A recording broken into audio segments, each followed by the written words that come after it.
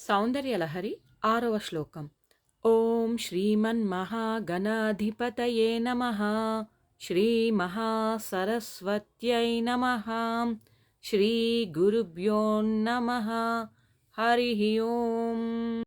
ధనుః పౌష్పం మౌర్వీ మధుకరమయీ పంచవిశిఖాః. వసంతః సామంతో మలయమరుదా యోధనరథః. తథాప్యేకः సర్వం హిమగిరిసుతే కామపి కృపాం. అపాంగాత్తే లబ్ధ్వా జగదిదమనంగో విజయతే.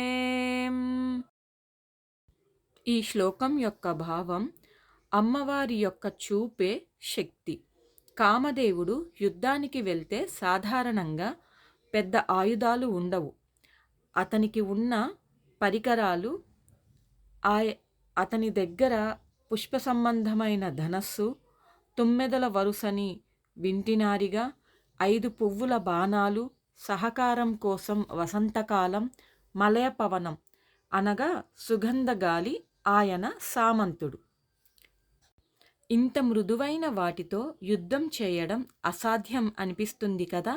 కానీ ఓ తల్లి, నీ ఒక్క కటాక్షం అతనికి రాగానే ఆ బలహీనంగా కనిపించే కామదేవుడు కూడా మొత్తం ప్రపంచాన్ని జయించగలడు.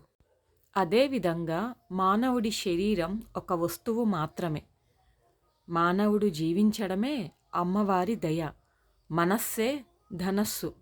బాణాలు శబ్ద, స్పర్శ, రూప, రస, గ్రంథ అనే పంచేంద్రియాలు. వింటినారి ప్రాణగ్రంథులు అనగా నాడీ మండలం. యవ్వనమే సామంతం. మలయపవనమే ఉచ్ఛ్వాస నిశ్వాసలు. సృష్టిలో ఏదైనా సాధించగలిగామంటే మనకి ఉన్న పరికరాలు, బలమో కారణం అనుకుంటే అజ్ఞానం. ఏదైనా సాధించామంటే కేవలం అమ్మ దయ వల్లనే. అమ్మవారి కరుణా దృష్టి ఉంటే బలహీనమైన వాడైన అసాధ్యాన్ని సాధ్యం చేయగలడు.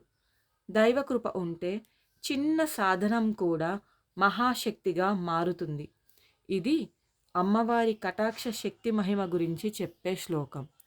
ఇంతటితో 6వ శ్లోకం సమాప్తం. స్వస్తి.